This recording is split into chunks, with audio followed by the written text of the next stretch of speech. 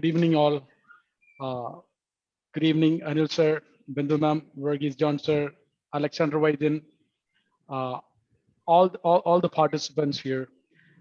Again, we are in a difficult situation. Actually, most of the offices are getting closed, and we may have to go through another difficult phase, maybe much more difficult than we have been through. So everybody, keep your spirit high. Let us all fight it together. Let us all keep ourselves safe and secure for the better times that is going to come. And today we have Engineer Bindu Sunil to give us the presentation. And I would request Anil sir to come forward and give a brief brief introduction about the Engineer Bindu Sunil. Yes, sir, please. Yeah, Nebu, good evening. Good evening, Nebu, the speaker of the day, Bindu Sunil, and my dear participants. And we have some legends in the industry, such as Verghese John and Alexander Vaidyan, joining us to hear the talk. So we had about 22 sessions so far, and including the bus sessions and the interactive sessions. And this is the official 20th section. And this is the first time when we are having a female presenting to us in this entire program. So I think already we have 40 participants attending, and I know we will cross 50 to 60 numbers. Still the people are coming in. So it's a great privilege for me to introduce the speaker of the day. So I will just officially do the introduction. And Engineer Bindu Sunil is the Technical Director of Geostructurals Private Limited, a leading structural and geotechnical consultancy firm based in Cochin. She has more than 30 years of experience in design of complex structures. She has done structural design for more than 1,500 projects in residential, commercial, and industrial sectors. She started her career as design engineer in NR Trichur in the year 1990. From 93 to 96, she worked as design engineer with Iyer and Mahesh Trivandrum. In 1997, she joined as design engineer in Geostructurals Private Limited, and in 2004, she became the technical director. Engineer Bindu completed her BTech graduation in civil engineering from TKM College of Engineering, Kollam in the year 1988. She has done her post-graduation in structural engineering from PST College of Engineering, Coimbatore in the year 1990. She is a member of the Indian Association of Structural Engineers, member of the Indian Geotechnical Society, member of Institution of Engineers India, member of Graduate Association of Civil Engineers, Kerala, and life member of the Indian Concrete Institute.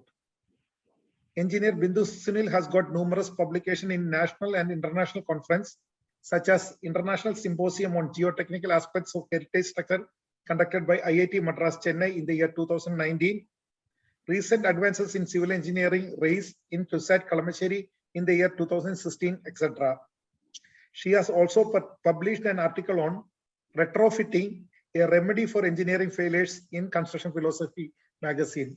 In addition to that, I have to personally welcome her as my partner in my structural consultancy organization and the person who is heading our geostructurals division for the last 24 years. It's a long association, and I know she has got her experience is quite a lot. A person who is a very multitasking personality and very passionately involved in her designs, and I have seen her passion for the last 24 years, and today you will be coming across her enthusiasm for the design, and she will be talking to us on steel and composite structure construction and overview. Over to you, Bindu Sunil.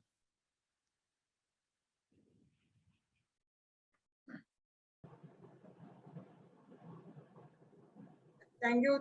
Good evening, everyone, and thank you for the very generous words to describe me. Anyway, good evening, and I am happy to say that many of my colleagues and associates in the industry have joined. So, shall I start the presentation? Yeah, you can carry on. Yeah, carry on. Okay, all right.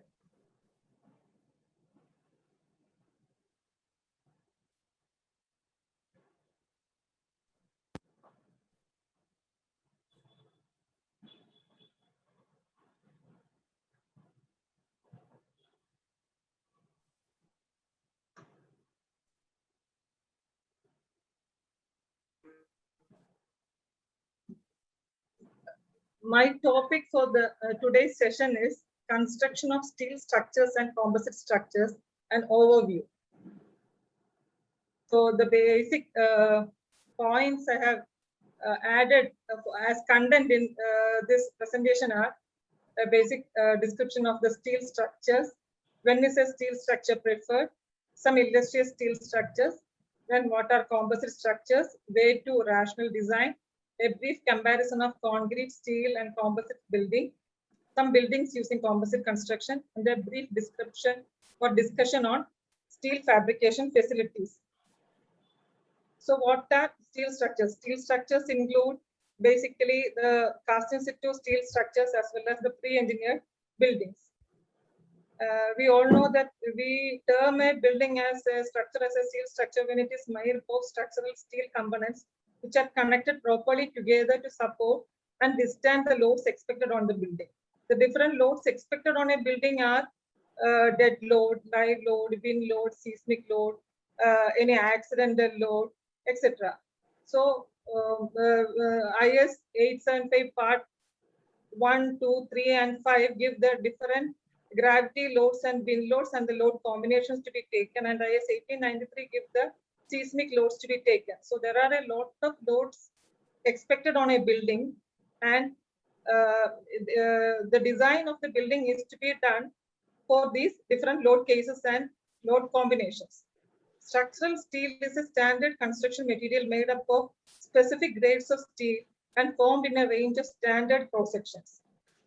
Structural steel grades have specific chemical compositions and mechanical properties formulated for their application. So structural steel is an alloy of iron and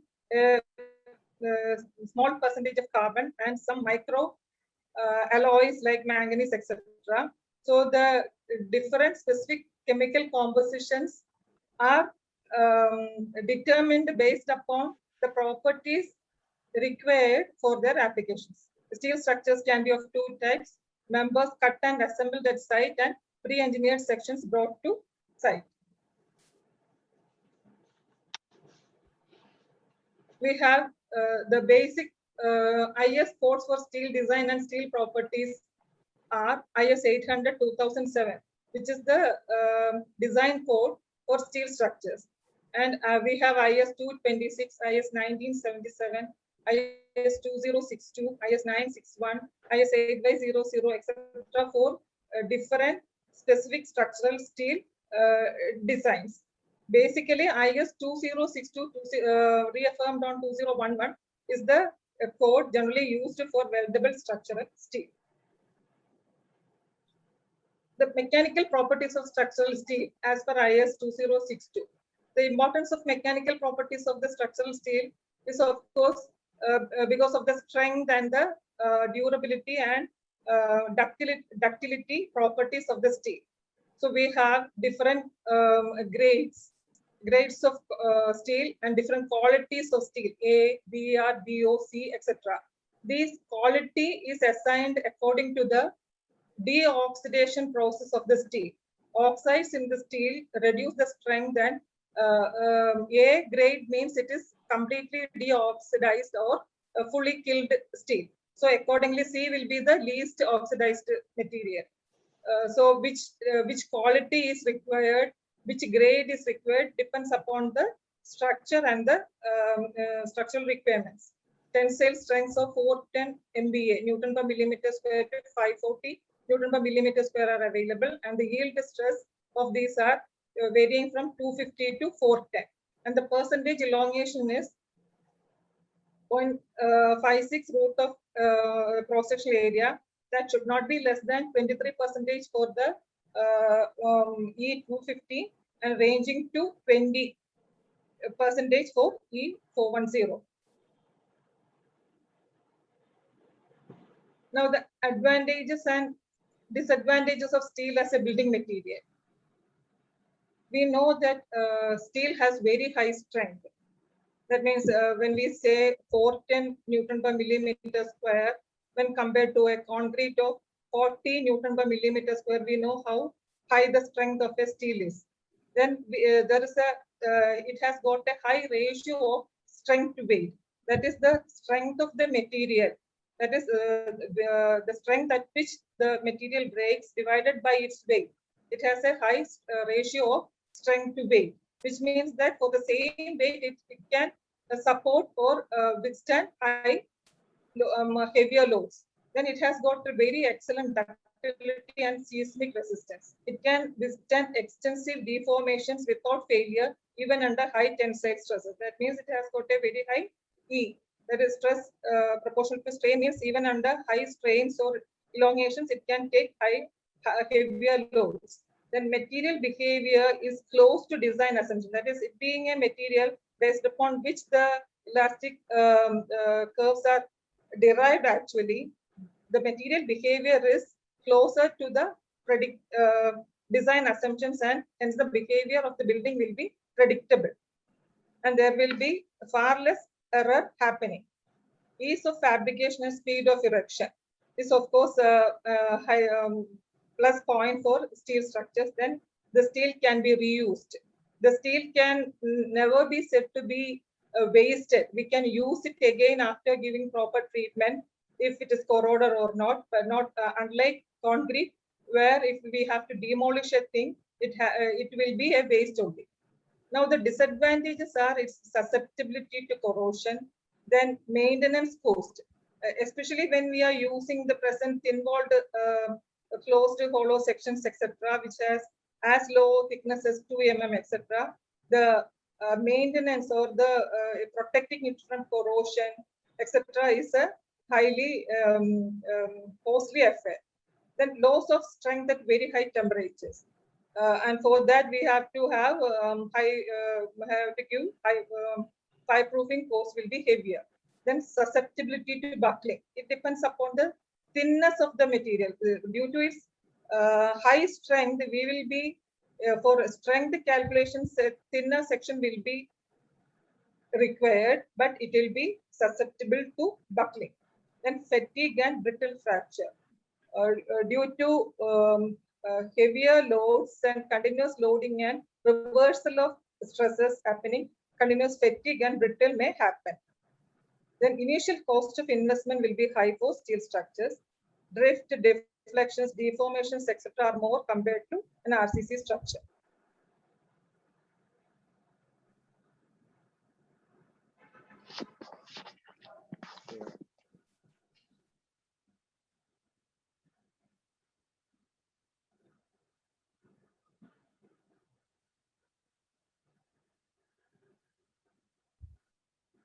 When is a steel structure preferred? When we have a long span structure, when we have to design a portal frame, when we have a low bridge, then when we are designing industrial buildings, in infrastructure buildings, multi-storied high-rise buildings which have to be erected in short times, then deployable structures, tower and mast structures, etc., are suited for steel design. The basis of steel structure design. Basis of steel structure design depends upon this graph of the stress strain curve of a steel. Stress strain curve of high strength steel looks like this. That means it follows a straight line or is linear till a point where the stress is directly proportional to strain. Then the strain or the elongation increases in a quadratic fashion to a certain limit, and then the strain or the elongation jumps. When the load applied increases, the elongation increases, and it comes to a point where even without any addition in the load, the steel deforms or the material deforms and comes to a fracture. The design of steel structures basically are two philosophies are followed. I have omitted the plastic design totally here. Working stress method and limit state method am I talking about. So in the working stress method, the design is based upon the strength of the material as a constant. It is taken as a point, this point where 0.2% of strain is achieved, there is a particular value. Strength of the material is there. So that value is taken as a constant value and a factor of safety is applied, and that is taken as the permissible stress, and the design is accordingly done. But in the limit state design, a probabilistic approach is taken.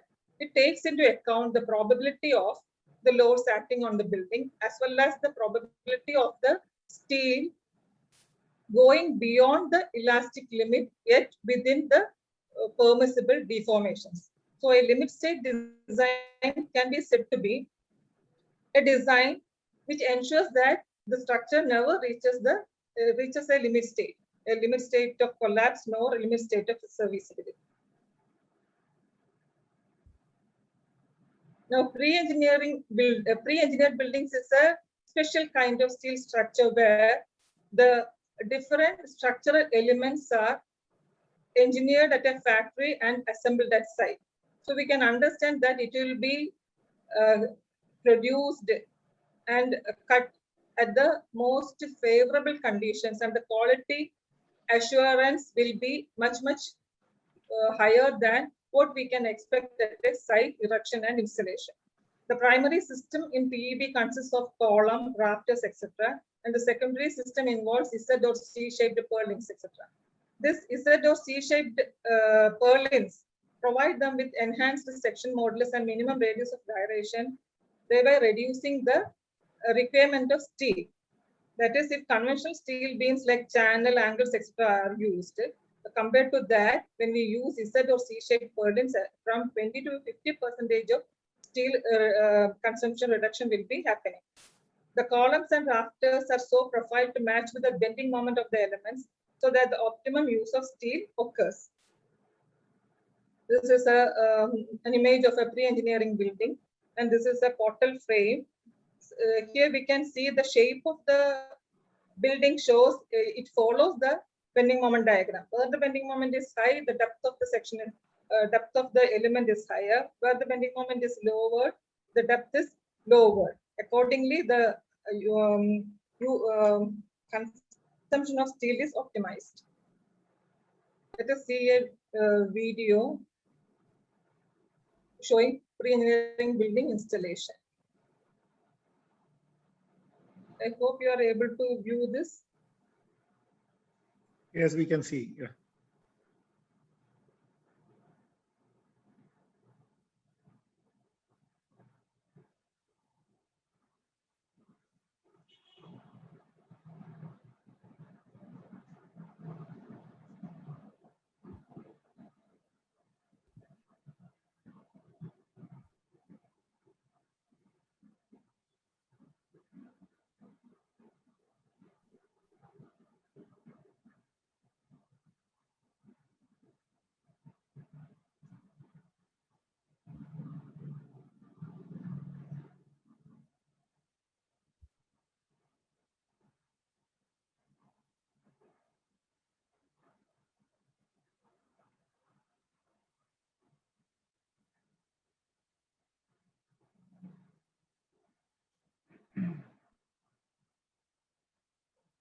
Precast slab erection.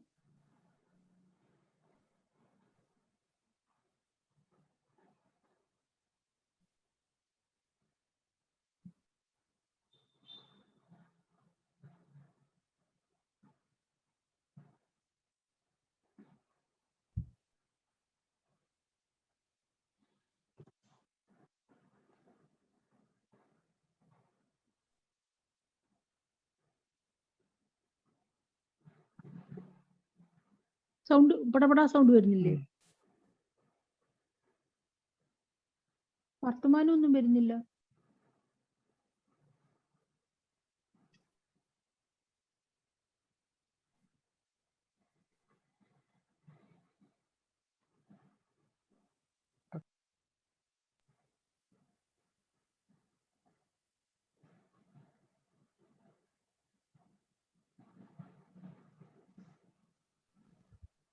Sound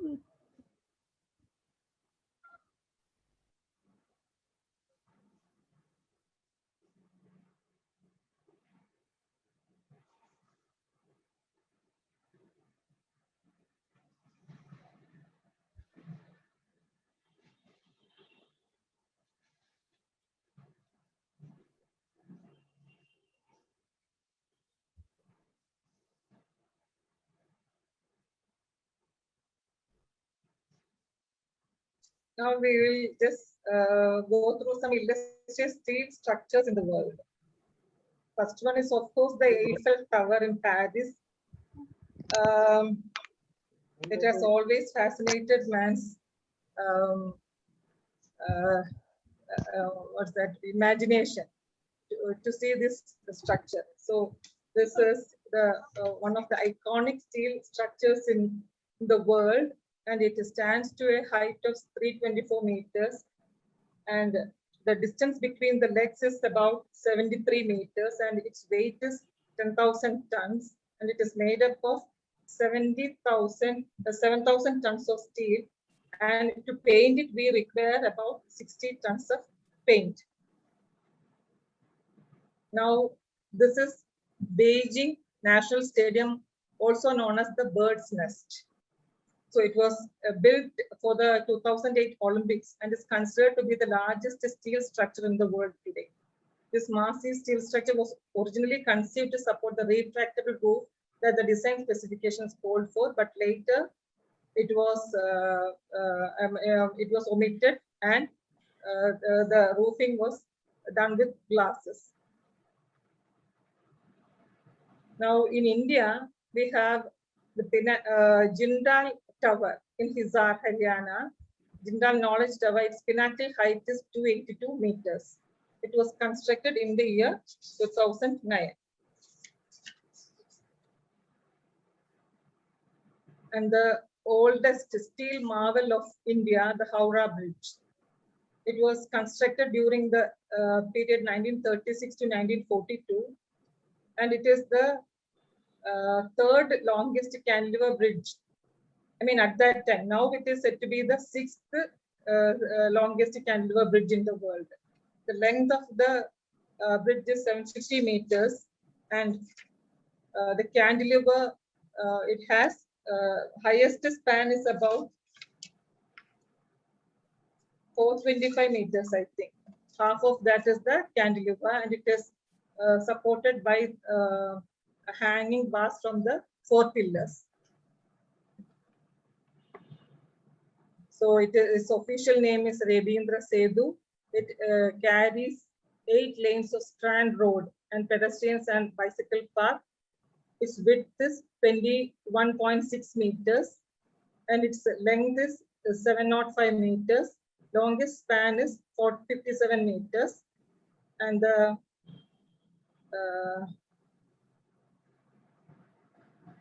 material, it consumed around 6,000 tons of steel, I think. Now we will go to concrete steel composite construction.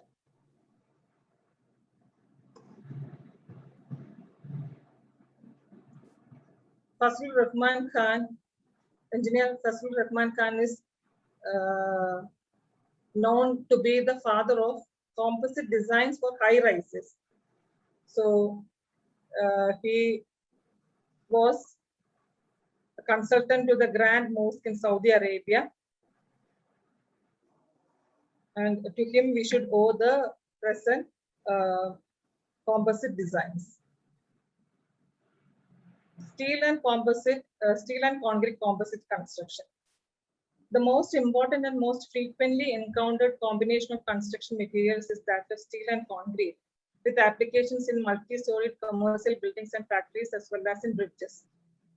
Composite construction refers to 2 structural members that are integrally connected and reflect as a single unit. So these 2 different materials are completely compatible and complementary to each other. They have almost the same thermal expansion. So, and they have an ideal combination of strength with the concrete efficient in compression and steel in tension.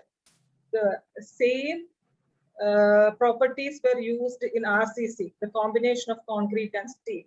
But here, the steel has become more stronger, and it has come out of the RCC. It has taken its bounds out of the covers of the RCC and come out. And when and why to use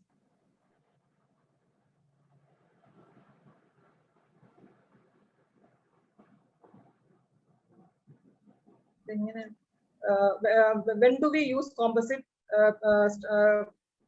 construction? Combination of steel and concrete give the structure an enhanced strength, ductility, durability, and better performance when subjected to lateral loads like seismic forces and wind loads.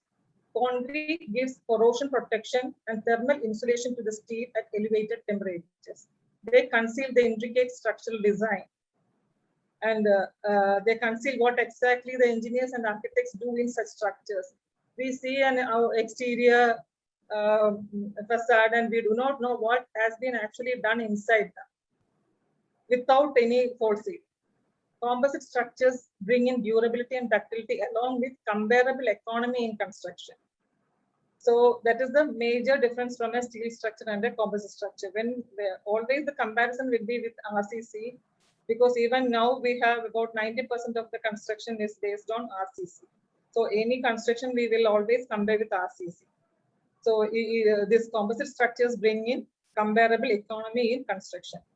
And easiness and speed of construction also favor the choice of building construction with steel, concrete, composite materials.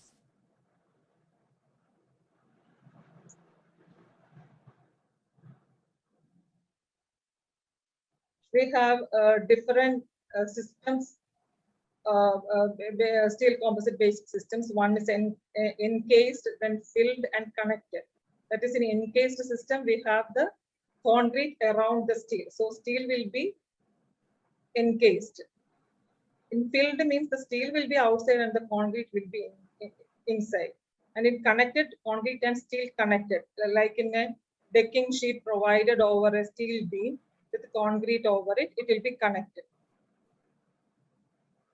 So for typical composite structural systems and subsystems can be grouped as follows: composite floor slab and slab systems, composite beams, structural connections for moment, shear, etc., vertical load resisting systems, and horizontal load resisting systems, frames, bracings, shear walls, etc.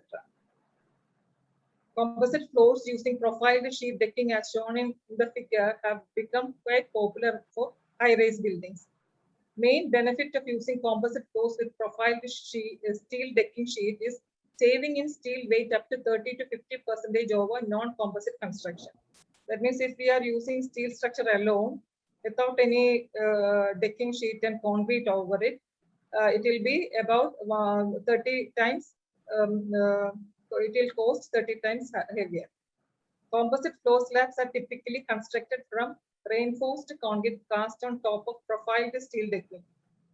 Usually 50 to 60 millimeter deep and can span up to and around 3 meter unsupported.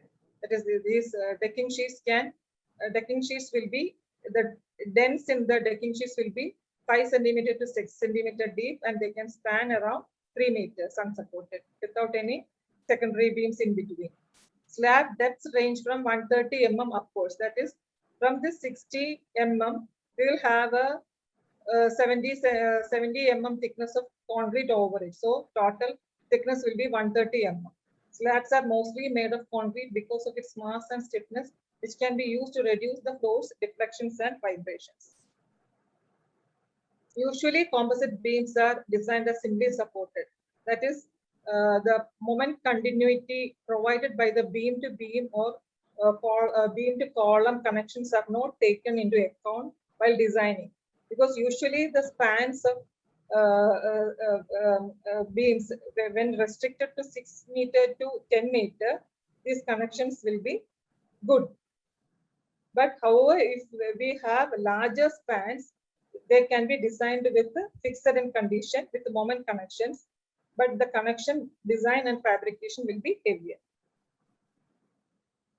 Shear connectors. So why do we need shear connectors? Shear connectors refer to the connection between a decking sheet and a steel beam below. These are required because to transfer the shear from the decking sheet and the slab over it, the decking sheet bottom surface will be subjected to a tensile stress, whereas the beam supporting it will be having a compressive stress at the top fiber. So there will be a slip between the decking sheet and the supporting beam. To avoid the slip between these two members, we have to have a shear connector to transfer the shear directly to the beam, and also to integrate the two so that the depth of the beam can be taken to the top of the concrete. So shear connectors integrate the compression capacity of supported concrete slab with supporting steel beams and girders to improve the load carrying capacity as well as overall rigidity. All codes specify positive connectors at the interface of steel and concrete.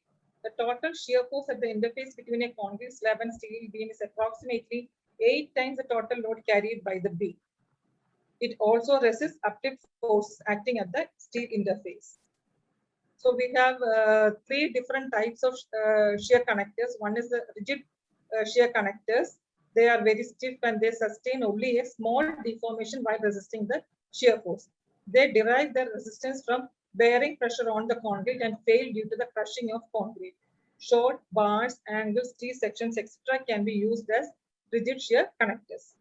Then we have flexible shear connectors, and these are the popularly used stud systems. Flexible shear connectors consist of headed studs, channels, or tees welded to the top flange of the steel beams. They come under this category. They derive their stress resistance through bending and undergo large deformations before failure.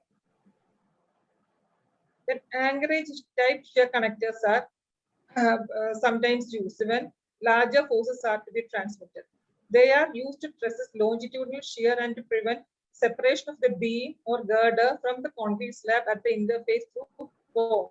That means when larger loads are to be transferred, there will be a slippage between the decking sheet and the beam, and a mild steel inclined rods or steel rods in the form of helical stirrups are welded on top of top flange to form this type of shear connectors. Some images of shear connectors.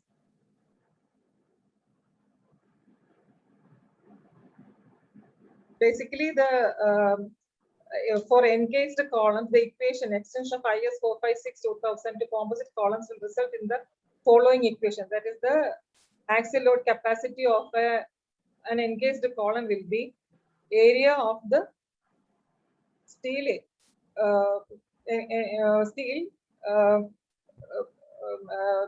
structural steel into its stress Py plus AC, area of concrete into its stress plus area of reinforcing steel into its stress, where Py is 0.85. That is, for the structural steel, the permissible stress will be 0.8 Fy, and for concrete, the permissible stress will be 0.4 FCK Cu, and for reinforcing parts, the permissible stress will be 0.67 Fy.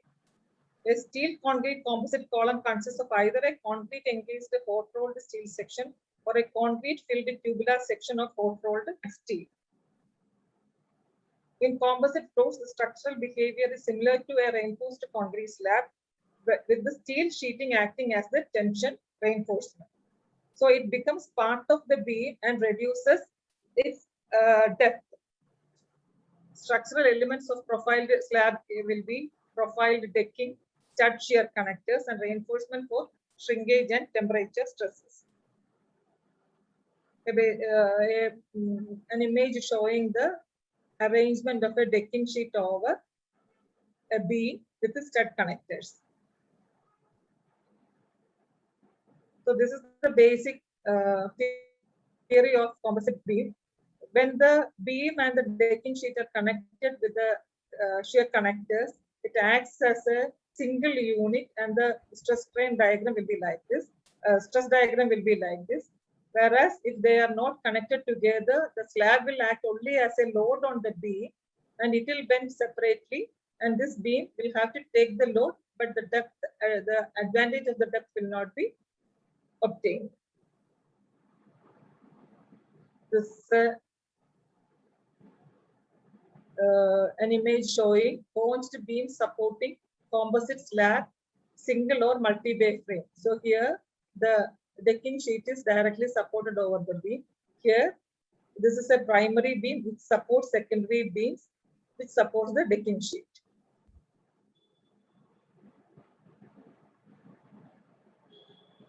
Now, when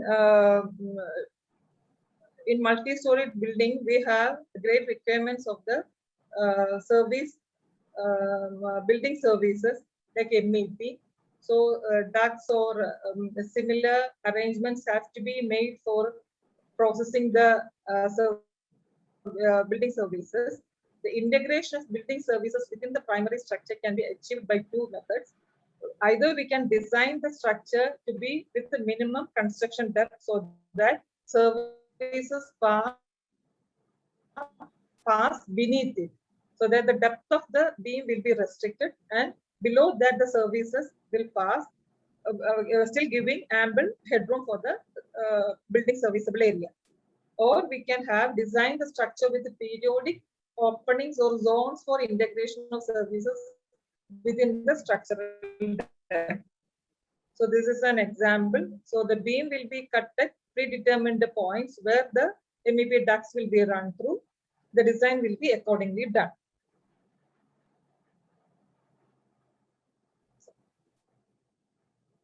Composite column concreting video. Let us view this video.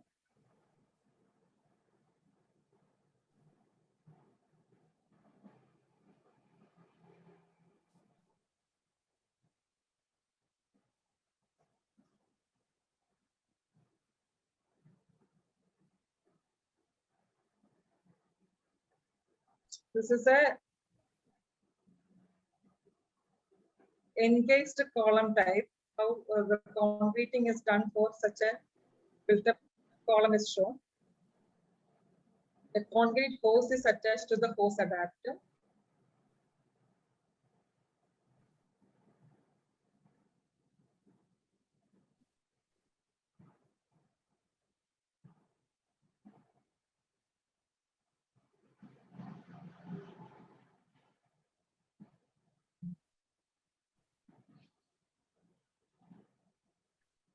Then concrete will be pumped from that hose through that hose, and when the concrete reaches the top, it will be stopped and the casting hole will be closed by sliding the hose adapter to the side.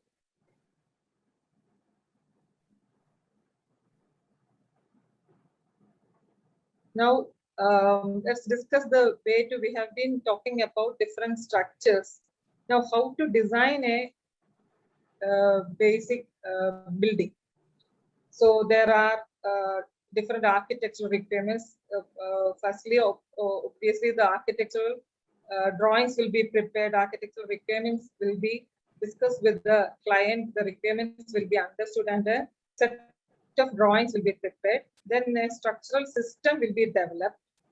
Then preliminary sizing will be given to the structural elements, and a modeling and analysis will be performed, and the response and the design checks will be done on this. If the response and the performance are not as per the codal requirements or as per the limits set, they will have to be resized and the design will have to be done again.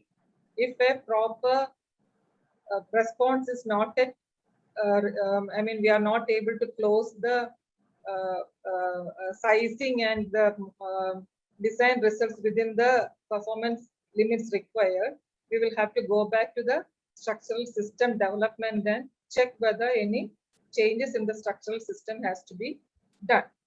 So this process goes on, and once the response and design checks have been passed, the detailed modeling, analysis, and design will be progressed.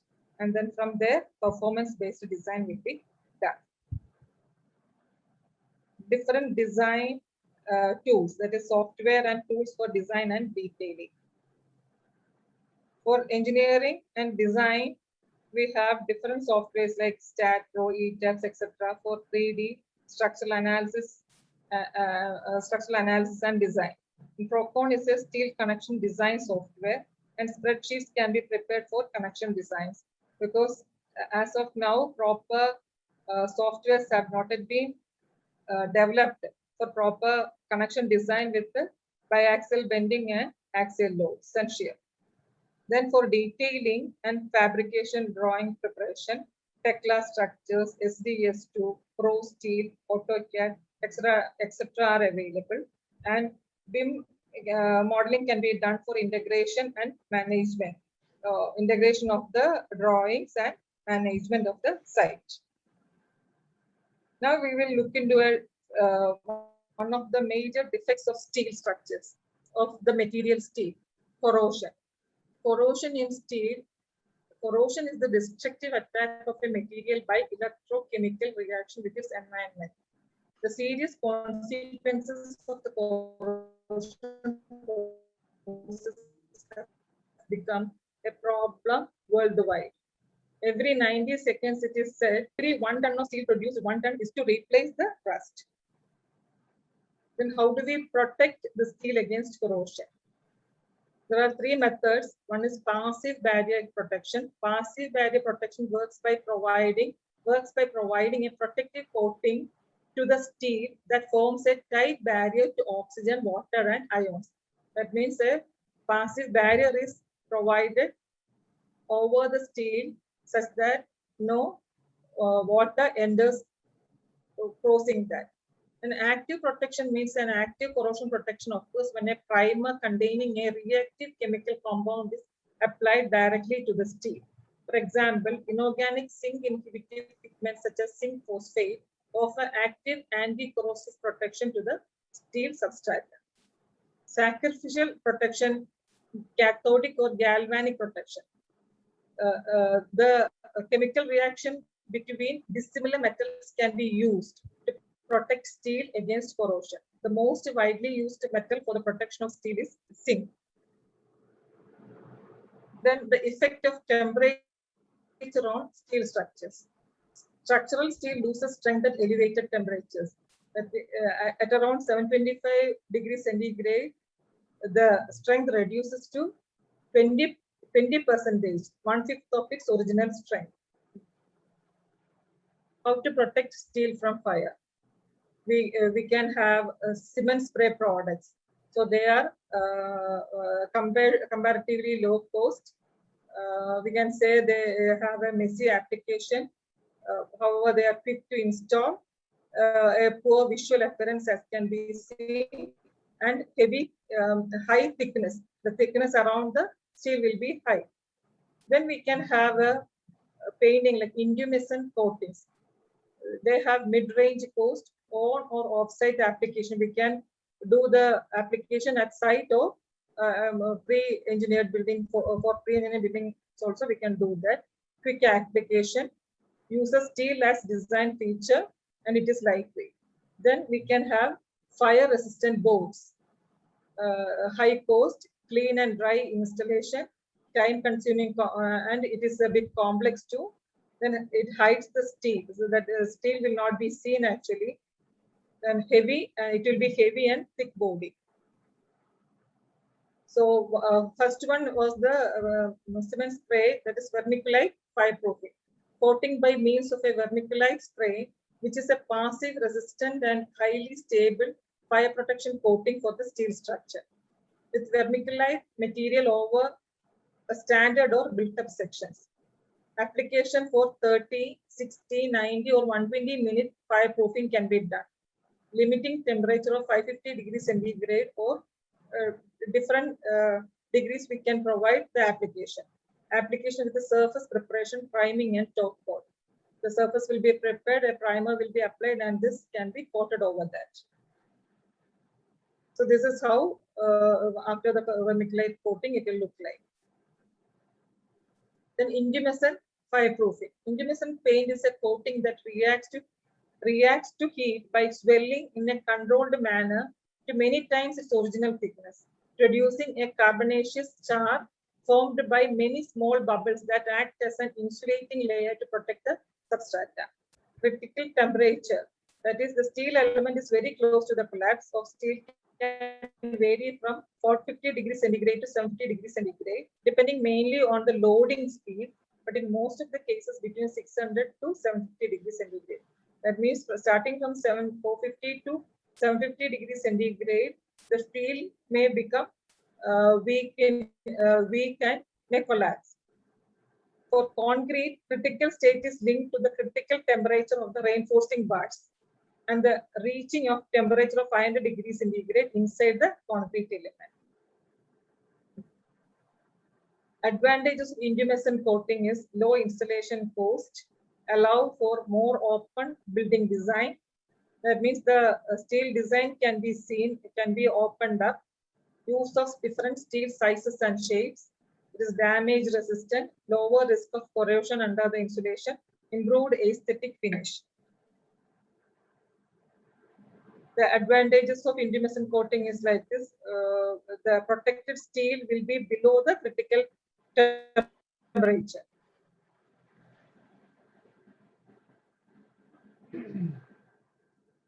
Types of cementitious fireproofing. Spray applied cementitious fireproofing is specified by engineers and favored by applicators to protect buildings' structural steel from failure in the event of fire. Standard density cementitious fireproofing. It is appropriate use in locations that are not subject to physical contact or abuse. The medium density cementitious fireproofing can be used for exposed applications of sprayed fire resistive materials. High density cementitious fireproofing can be provided. They shall be defined as permanently exposed to weather and shall be manufactured of cement-based products with lightweight aggregate. Then gypsum-based fireproofing, that is with the board covering. The gypsum-based cementitious fireproofing product is a fire-resistive material for structural steel framed construction. This material is a dry fire-resistive material which, when mixed with water, forms a slurry mix that is then spray applied to the substrata, allowing for application that follows the contours of the substrata. The presence of water and gypsum contributes greatly to the dry walls natural fire resistance. When such a panel is subjected to high levels of heat, water begins to be released from the board as steam. Once all the water has escaped, the panel continues to act as a fire barrier. So this is the gypsum-based fireproofing.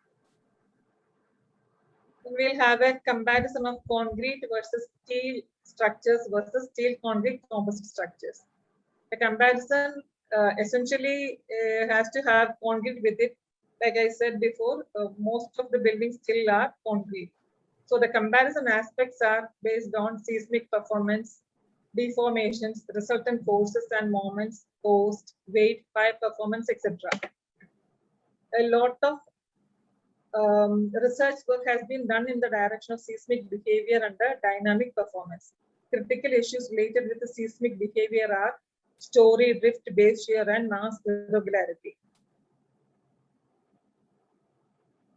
So when we are designing a high-rise building, the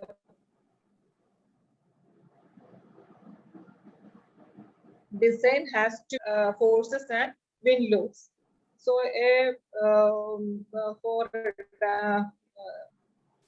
when the building is subjected to seismic excitation, we have to check the building's behavior with respect to its performance. How the building deflects, what is the base shear, and is there any mass irregularity, is there any torsion happening in the building, etc. So the structural engineer must deal with all these critical issues for making the structure safe under the seismic effect. This is a slide taken from a thesis. The researcher did their work on a G+7 story building in an RCC steel and composite building, and he used the zone 5 using SAT 2000 software. The building, he designed the building to be in the earthquake zone 5, and a comparison was done. So this shows this drift of the building. So this is this green one is the concrete. Obviously, concrete deflects less. This red one is the composite building. Up to 7th floor, the drift is well below the steel structure. Beyond the 7th floor, it somehow exceeds the drift of steel building. Then for steel, the deflection is much more than both the RCC and steel. RCC and the composite structure. This is a comparison of a G plus 30 story building for RCC steel and composite structure. So the shear forces, which means these shear forces are the point loads coming on the primary beam in the building. So the shear forces transmitted by the secondary beams in RCC, steel structure and composite structure are compared. From ground floor up to 10th floor, the value is around 160. Here for steel, it is about 276. That means around 73% more in steel, the load transmitted by the secondary beam. And for composite structure, it is slightly more, 4% actually it is increase, 4% increase from the RCC. From 10th floor to 20th floor, again, here the shear force in RCC increases, and in the composite structure, it remains more or less the same. So this is a basic comparison, how the forces flow in the three different materials. When we compare the bending moment in main beams and the primary beams where it supports the secondary beams we discussed earlier, the bending moments are, since the this shear force was less here, the bending moment is less here. Here it is 161% more. Here it is about 87% more. So this shows the ductility of the building. The beams bend and the bending moments are more here, much more than the RCC structure. So up to from 20th floor to 30th floor, here it is around 475 kilonewton meter, whereas about 1.5 times higher it is here.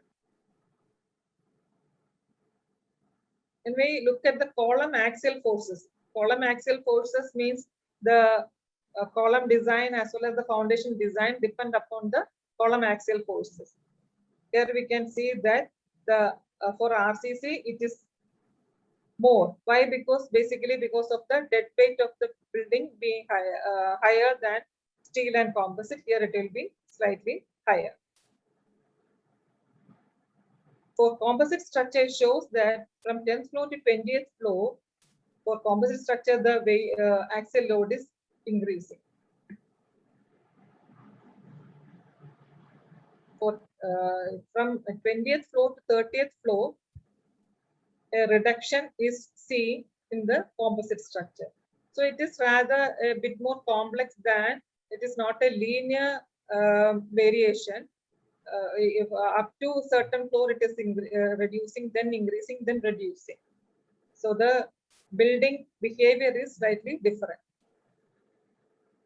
And comparing the weight of the building, like I said, the weight of the building is connected with the foundation design and the column design basically. So this is another thesis where a G plus 6, G plus 7, G plus 8, G plus 9 and G plus 10 buildings were compared. Obviously for RCC, the weight of the building is way above that of steel and composite structures. This is a cost comparison. For RCC structure up to 12th floor, the cost is less. So the difference is, whereas for when the height of the building increases, the variation increases.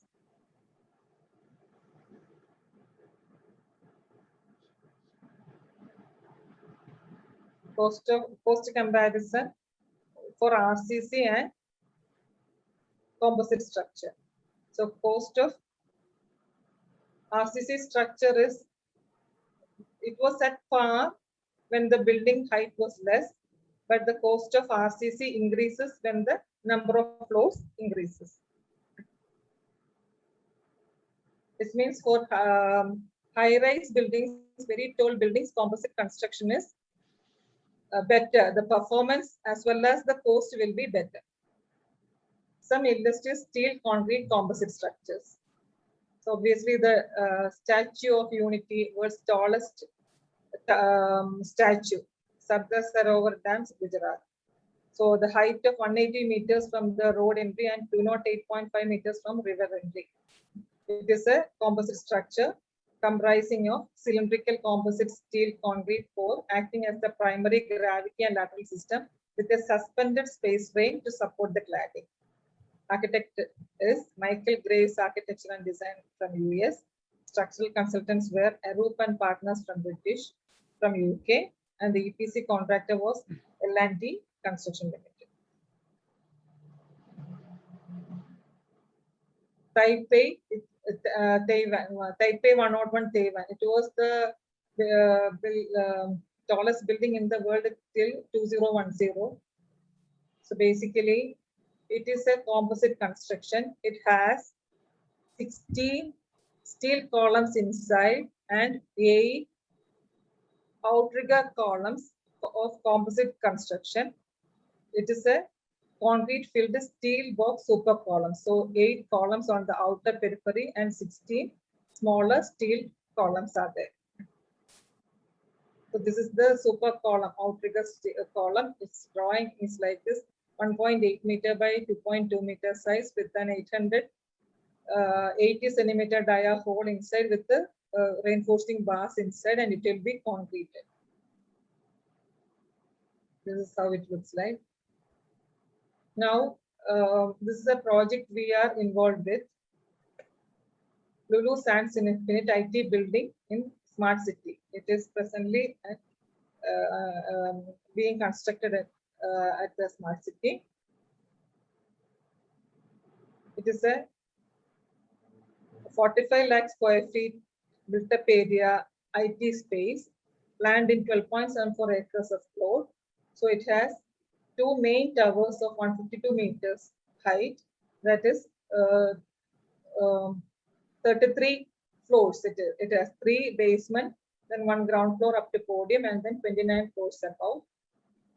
33 floors for the 2 towers and 10 floors for amenity block and 8 floors for the podium with amenity. The height was restricted due to aviation restrictions. Otherwise, it was planned for around 160 meters. So the client is Sands Infrabuild, project managers are CBRE, contractor is Tata Private Limited, architects RSP Architects is Bangalore, structural consultant is Inotech Engineering Consultant, Bangalore, and we are associated with the project as proof checking consultants and QA/QC consultant. The steel consultant and contractor is Eversendai, and the service consultant are the architects themselves, RSP Design Consultants. The structural steel used are of grade E350 and E450, and of UB sections and UC sections and plates, and the angles, channels, etc. are of 250 grade. We have used up to M60 grade concrete here. This is a basic steel frame layout of the tower area. This is around 12 meters, 11.6, and this is 3 meters. These are heavy steel beams, and decking sheet is provided over the. This is the inner core of RCC core walls. Some images from the side. This is the built-up column. The steel column, steel girders are connected to it. The holes and punching through for the service ducts are shown here. This is the steel reinforcement provided over the decking sheet. The service ducts run through. The vermiculite application is given for pipe proofing. This is the steel girders of 12 meters span. This is the encased columns. So steel I sections are provided, and 1.2 meter by 1.5 meter and 1.2 meter by 1.2 meter different sized columns are there.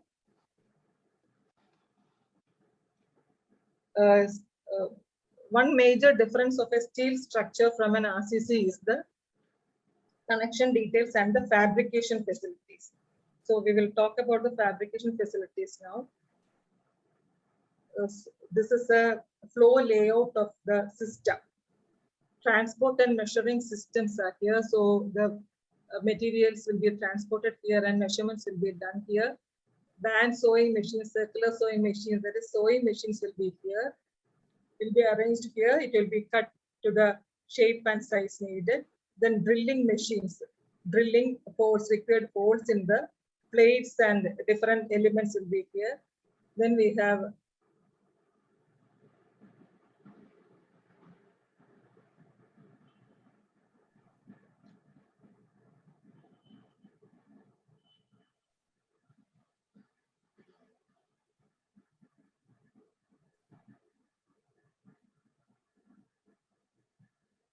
punching and shearing machines.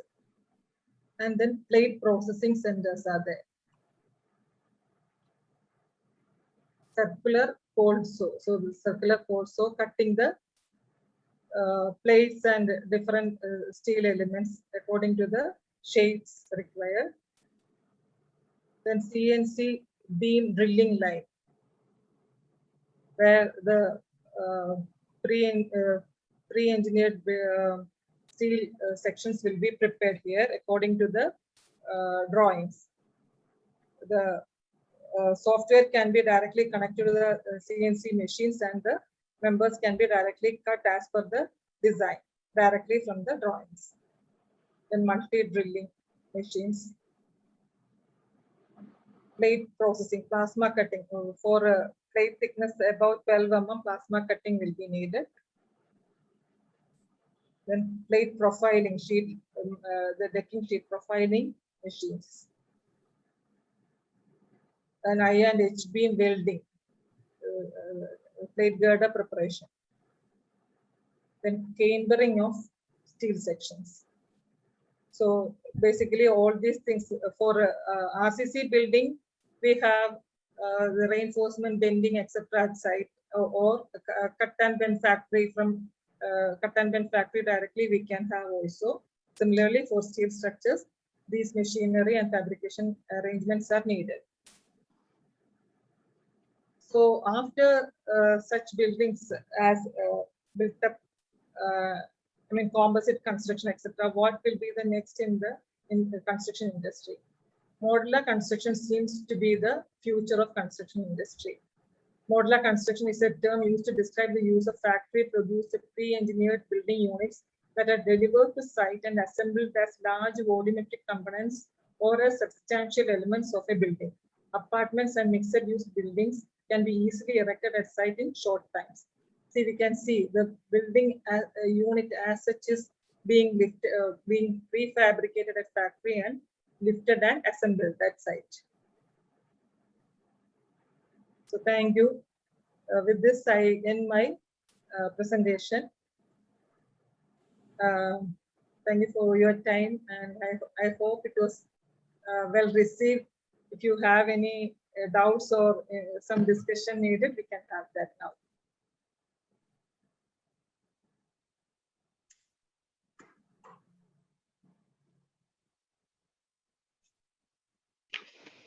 Thank you, Bindu ma'am, for this wonderful session. And I should say a very thank you to Varghese Jones sir. Without his help, I would not have been able to prepare such a presentation in a short time. Thank you, sir. Thank you. We are welcome always. Thank you, Bindu ma'am, for this wonderful session. Anybody has any questions?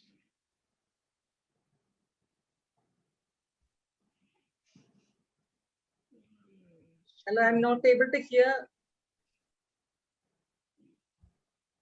Bindu, there is a question from the audience. It's from Mitra DC. In one of the slides, I saw a fire hydrant pipe passing through the steel beam. Can't it be provided just below the beam? Should I come once again? In one of the slides, I'm not able to hear. in one of the slides, I saw a fire hydrant pipe passing through the steel beam. Can't it be provided just below the beam? The question is from Mitra DC. Can you hear that now? Yeah. Yeah, please answer. Yeah, it will be as per the requirements of headroom or whatever for every building there will be particular service requirements. So whether a duct or a hydrant passes, where it passes through, there will be other facilities needed. Maybe that will be the reason. Okay, fine. So in order to have the headroom, you are providing that through the session. Okay, thank you. Just to add, So again, Mitra has this question, but providing a hole in the beam will reduce the capacity. Yes, it will be, yeah, exactly. That is the beauty of it. So the steel can be designed accordingly. Like you said, if those are two options, we can design the beam with reduced depth and then provide the ducts or whatever facilities are needed below that, or we can provide a cutting in the beam to accommodate that. So the design will be done depending upon the cut will be provided in the section where minimum bending moment and minimum shear will be there. It will be designed accordingly. It will go through the bending moment diagram and shear force diagram where we can accommodate that location will be fixed accordingly. maybe I should add Yes, sir. this thing to that, because you must have seen that wherever this is called castellated beams, these are manufactured in the factory also. You can see that there are stiffeners strengthening the web. Wherever there is a cutting, you will have an additional stiffeners or thickening the web also. That is called doubler plates. You introduce that to improve the capacity of these, remain the same sectional properties when you have an opening in the web. The And, area lost will be compensated by these places, isn't it, sir? yeah, that is compensated, and because mostly you will provide this where there is because shear is actually taken by the web, because when you cut a web, your shear capacity will reduce. So you try to find a location where shear is less. Yes. So you can see from the diagram, bending moment diagram, wherever there is, it is done. But if there is a problem, you provide additional doubler plates. Both sides will be stiffened by plates. And web also, you can see that there is an additional plate below the flange also. Because which tension it will take, the always the stiffener is provided just below the top flange where the compression is more. Thank you, sir. Thank you very much for the clarification. Yeah. Yeah.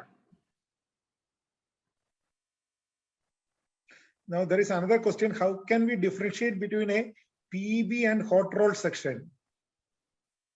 Hot rolled sections are basically readily available sections in India with IS standards.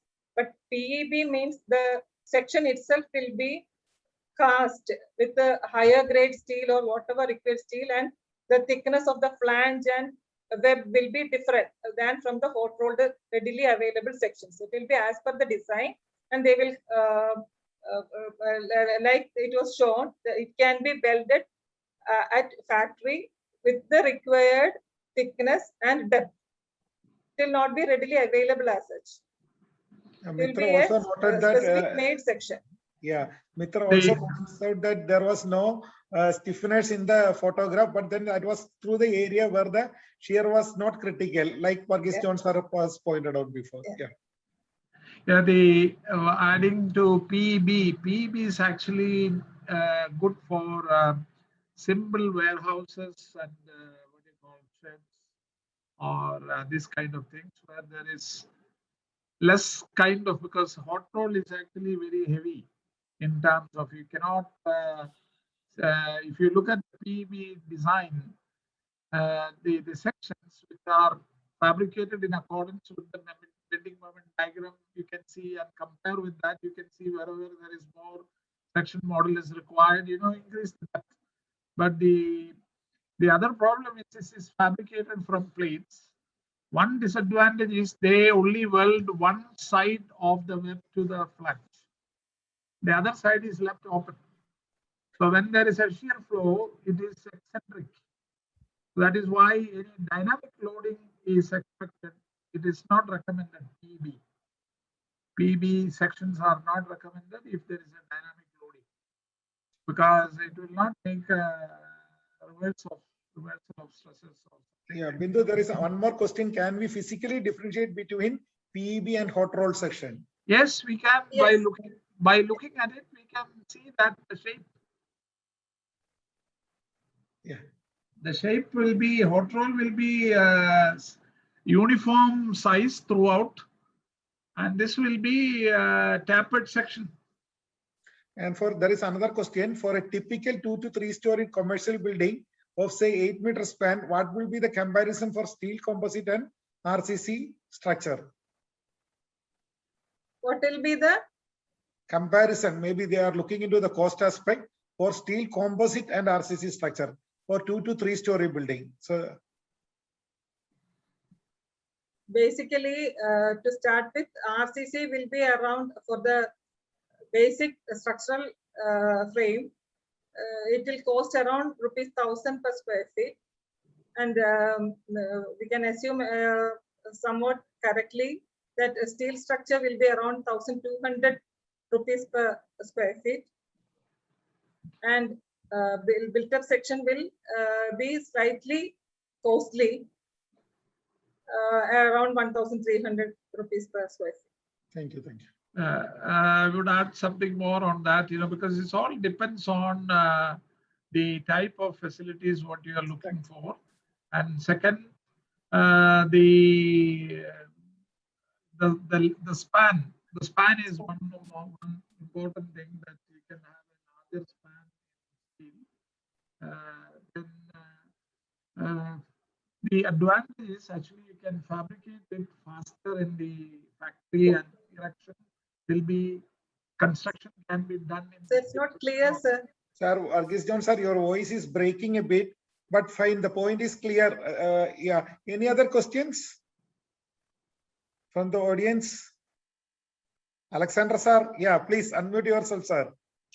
We are very happy that you are joining consistently. Yeah, Alexander sir, please unmute and ask your question.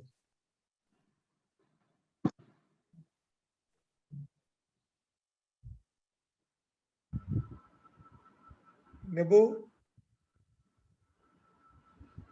I think Alexander sir has got some technical problem, it seems. Yeah, it's unmuted. Yeah, go ahead, sir. Can you hear me? Yes, sir, we can hear you. Yeah. Some of the people who are selling these prefabricated structures, they say that the cost will be nearly 800 to 1,200 rupees per square feet. And one of the other points, selling points, what they say is the foundation requirement is much low, or much less than the conventional structures by concrete. Yes, because Yeah.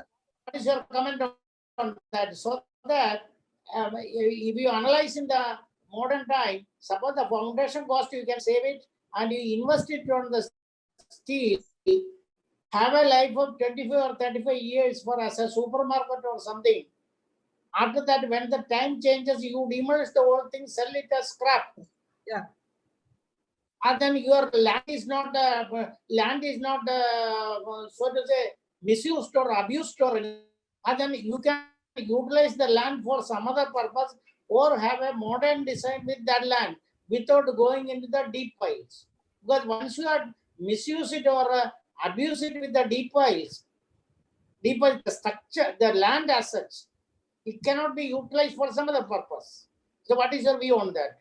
Is that practical method of doing the things, or with the short piles, can we have up to 8 or 10 up to 12 stories with a prefabricated structure?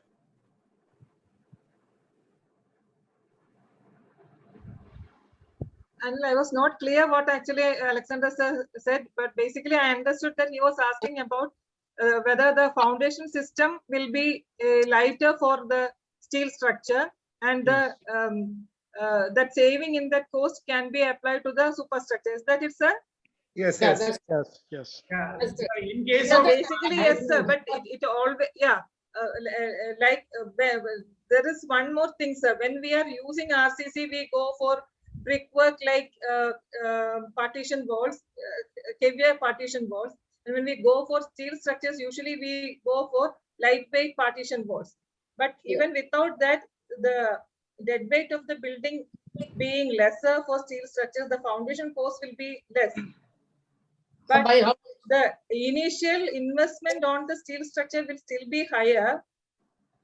And for I mean medium high buildings, it will be it can be comparable.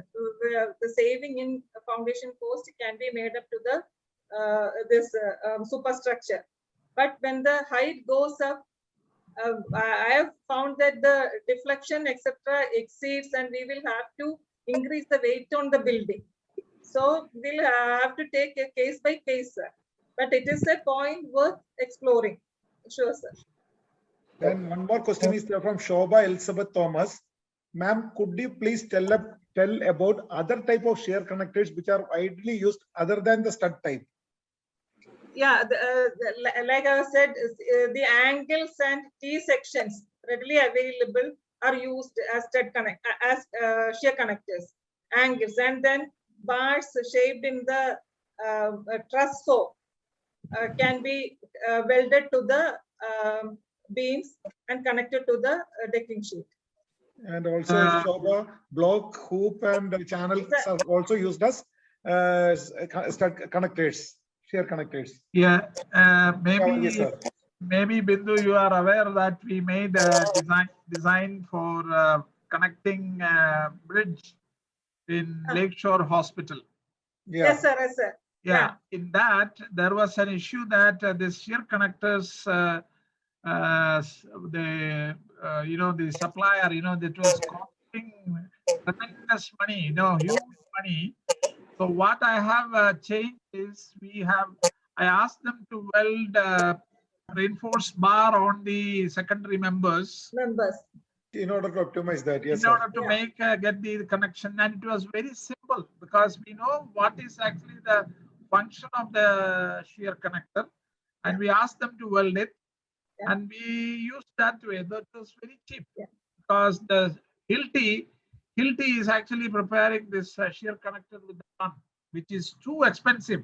They couldn't. They were very much upset with the proposal of shear connector. So I changed it to reinforced 10 mm bar at a spacing of 30 centimeter, to the secondary beam and to the sheet. deck. Yeah, as a shear. Thank you, Varghese, sir, for the very valuable practical solution for a problem. And for one question of Alexander sir, right now there are many supermarkets coming up, including Bindu is now designing few projects where we are using steel structure and optimizing the cost on foundation, especially steel structure for 20 to 25 years life period for supermarket. That was one question Alexander sir was having, why you are spending so much on pile, and now she is doing couple of design for similar projects. And you will get the scrap value also, steel for steel. Yeah, chairman, definitely, yeah.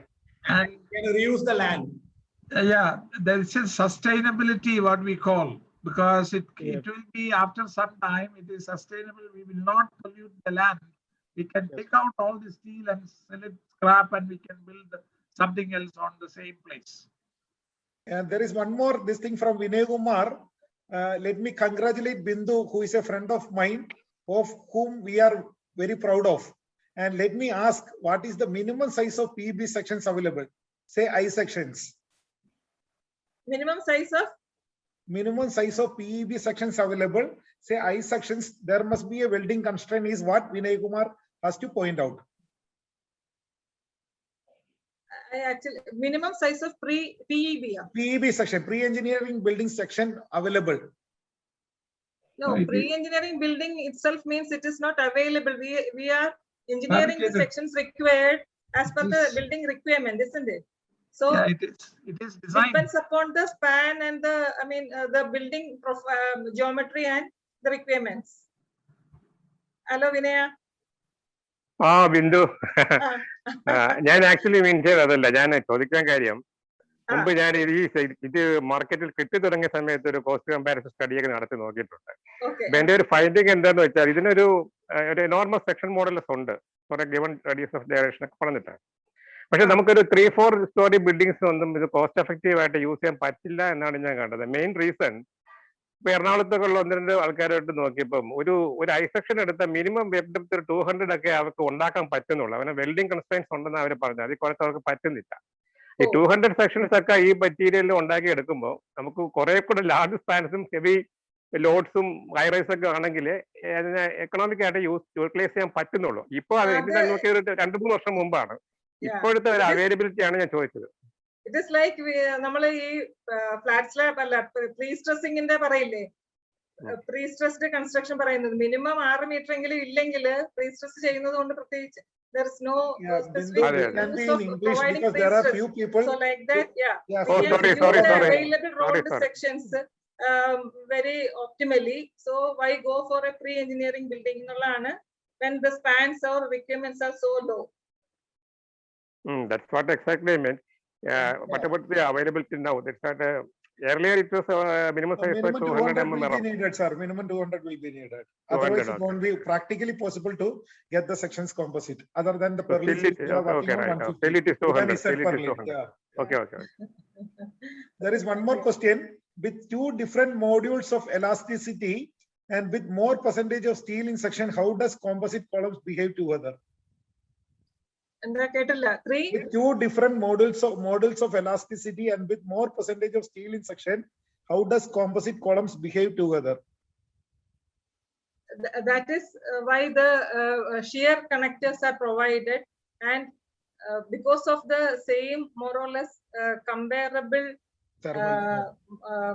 thermal expansion and the bonding between the 2 members, they will act together when the stress comes on them. We have seen that in RCC, and the same thing has been, like I said, the steel comes out of the RCC without the cover, and it plays a major role in built-up sections. Varghese sir, Yeah, you have one slide, it is showing both the properties are similar. Yeah, sir, your voice is very low. Can you be bit closer to the mic? Is it clear now? Yeah, it's Yeah. much Yes, sir. better now, sir. Yeah. Yeah, the point what I was saying, there is a slide what you have shown is the properties, The the stress thermal linear expansion of both the components, both the materials are almost same. Yeah, I understood, sir. It's quite clarified. So that is why we actually have a better advantage of using both this as a composite. Any more questions from the audience? so who asked the, is he convinced with the answer, or is there any doubt pending? Fine, nothing else has come up so far. Yeah, Nebu. Okay. Well, I think we are done with the question and answer session, I believe.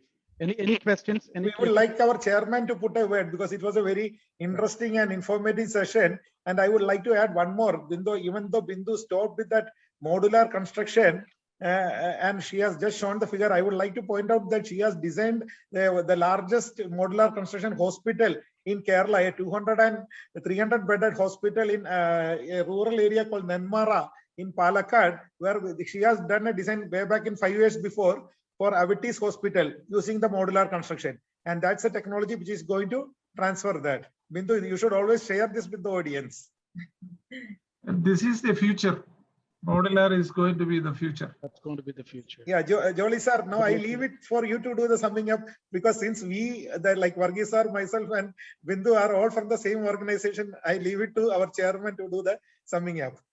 Good evening, Bindu madam, Anil sir, Varghese John Good sir, evening, sir. Nebu and Alexander sir, and other dignitaries. Bindu ma'am, considering the high-rise construction, I think it will be more cheaper in steel structures. Am I correct? Which one is cheaper, concrete or steel? High-rise construction. Sir, I did not get the for high-rise building, which will be cheaper. Yeah. Sir, the composite construction will be cheaper, sir. Still have better performance and cost effective too. That is steel and concrete mixed Steel Together, together. and sir. concrete together, yeah. And what Steel about alone will have a high deformation. So Yes. to increase the performance during seismic excitations, a concrete is added, that will be the best combination. The drift is less. Yes, sir. Sir, Why Jolly sir, people are not preferring in our country the high-rise buildings in composite structures?